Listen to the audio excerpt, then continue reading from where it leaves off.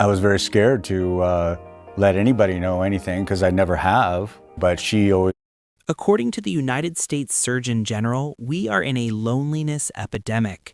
1 in 4 adults report feeling completely isolated, disconnected, alone. But you chose to cut people off. You looked at your phone, saw their name, and decided, not today, not anymore. And here is what nobody talks about. You do not feel lonely. You do not feel broken. You have never felt more at peace. So when did this start? When did you become the person who walks away and does not look back? You are not always like this. There was a time when you were the reliable one, the friend who picked up at 2 in the morning, the family member who kept the peace, the partner who absorbed everyone's problems like a sponge. You were the one people called when things fell apart, and you answered every single time. You listened to the same complaints, gave the same advice, watched them ignore it and come back anyway, until one day something shifted. You did not pick up the phone, and the world did not end. It actually got quieter. That moment, that was not weakness. Your brain was doing exactly what it was designed to do. Psychologists have a name for this. Dr. Stephen Porges calls it the polyvagal theory. Your nervous system has different modes, and one of them is designed specifically for protection. When you have been drained too many times, when people have taken more than they have given, your brain does not wait for permission.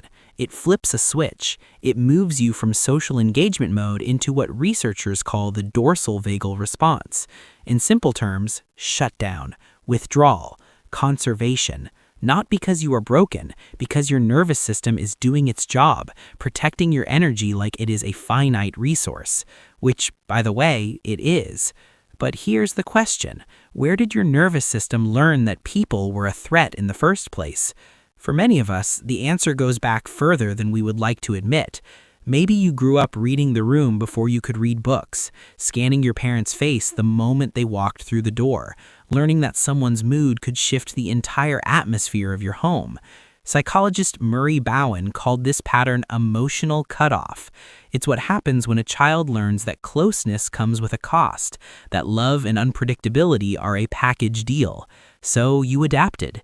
You became the one who could sense tension before anyone spoke, the one who learned that the safest place was often alone.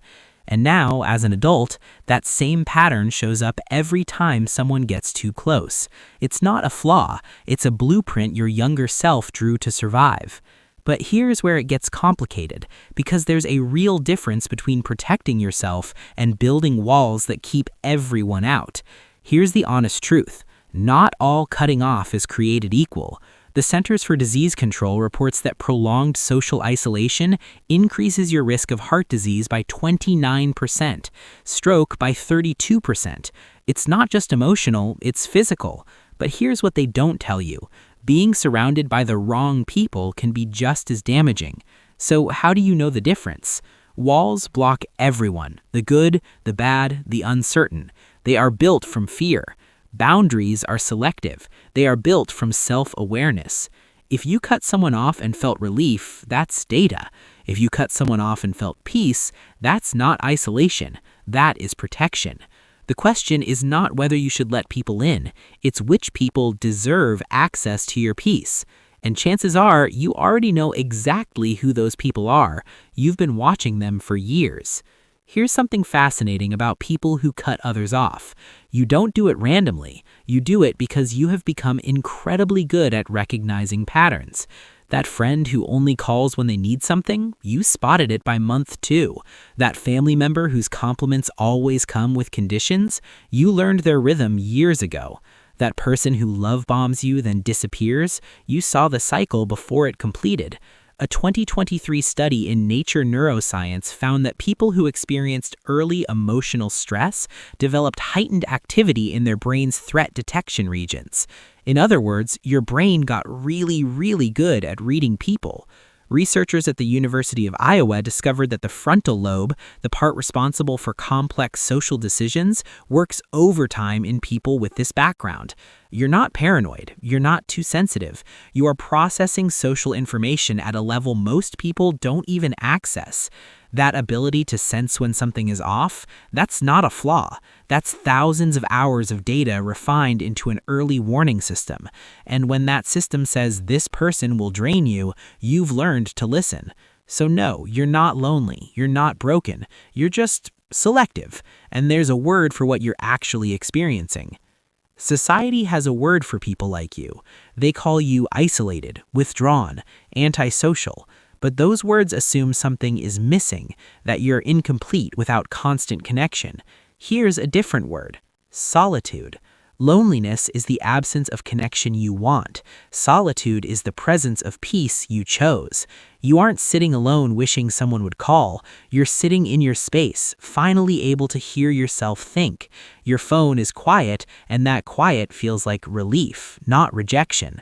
The people who don't understand will say you're running away from something, but you know the truth. You're not running away, you're running toward something, toward peace, toward clarity, toward a version of yourself that doesn't exist in chaos. That's not isolation, that is sanctuary. And if you're watching this video wondering if there's something wrong with you, I want you to hear this clearly. There is nothing wrong with you. You are not cold, you are not heartless, you are not incapable of love. You are someone who learned the hard way that not everyone deserves access to your energy. And instead of letting that lesson make you bitter, you made a choice to protect your peace, to guard your energy, to build a life that feels gentle instead of chaotic. That's not weakness. That's one of the quietly fiercest things a person can do. And if you're wondering where you go from here, it's simpler than you think. Harvard's 75-year study on happiness found one thing.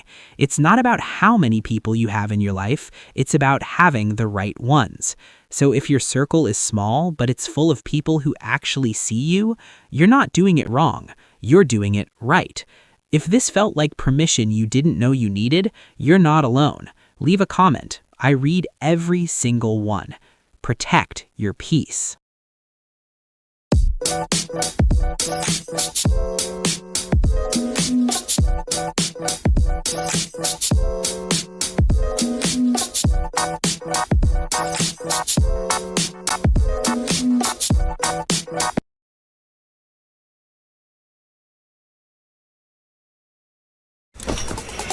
You can't just sell in one place at once anymore.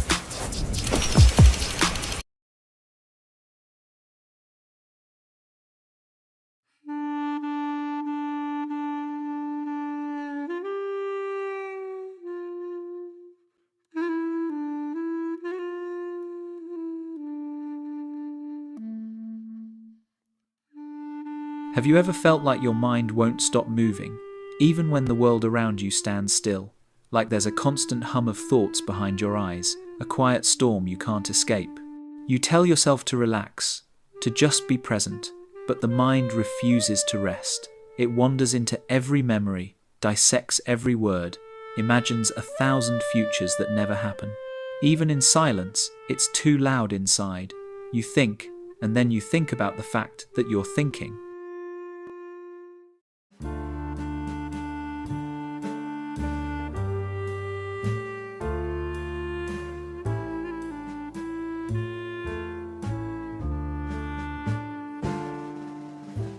You watch others laugh easily, live easily, love easily, and you wonder what it must feel like to exist without constantly analyzing every heartbeat.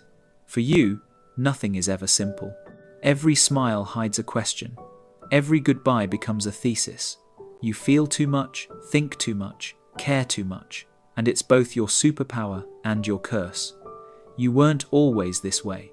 There was a time when you felt without needing to understand, but somewhere along the way, the mind became your shield, a fortress built from logic and memory to protect you from pain. Psychology calls it hypervigilance, the brain's way of staying alert to danger long after the danger has passed. Perhaps you learned early that safety isn't guaranteed, so you began scanning the world for meaning, predicting the next storm before it arrived. But this kind of awareness comes at a cost. The more you think, the less you feel connected to life itself. Every emotion gets filtered, every experience examined under the microscope of reason. You become both the actor and the audience, unable to surrender to the moment because you're too busy interpreting it. In neuroscience, they call it analysis paralysis, the freezing effect that happens when the mind spirals into infinite possibilities, unable to choose just one. You begin to notice patterns in people's behavior, in your own reactions, in the cycles of love and loneliness. You see truths others overlook, the fragile seams holding relationships together, the unspoken fears behind a friend's laughter. And yet, the more you see, the harder it becomes to belong. You crave understanding, but it isolates you. You crave connection, but you overthink it until it slips away. There's a line between awareness and obsession, between curiosity and self-torment, and deep thinkers often walk it alone. You live in a world that rewards quick answers, yet your mind hungers for questions that have none. So you keep searching through thoughts, through dreams, through sleepless nights, not because you want to suffer, but because you cannot live without knowing why. But no one is born this way. The roots of deep thinking often begin in silence. It always begins quietly. A small child in a dimly lit room, sitting cross-legged on the floor, drawing, while voices rise behind a closed door. They don't understand the words, but they feel the tension. They study the air, the pauses, the trembling tones between sentences. Before they can even name emotion, they can read it. And so they learn early not to cry, not to shout, not to need too much, but to observe. You might remember that feeling standing in a home where love was unpredictable, where affection came and went like weather. Maybe your parents weren't cruel. Maybe they were just distant, distracted, or too consumed by their own pain to notice yours. So you noticed everything. You became the quiet one, the one who watched, understood, and adapted. The one who could sense an argument before it began. Psychologists call this hypervigilance, the survival strategy of a child who learns that awareness means safety.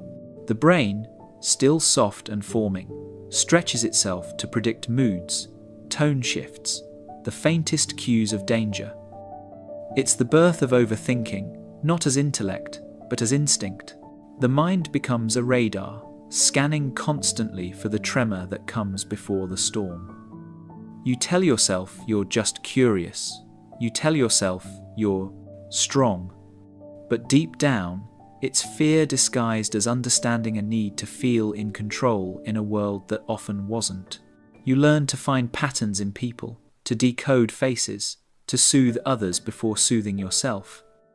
You become the peacemaker, the little philosopher trying to solve chaos with empathy. Attachment theory explains this with painful precision. When secure love is absent, the child's brain fills the gaps with meaning.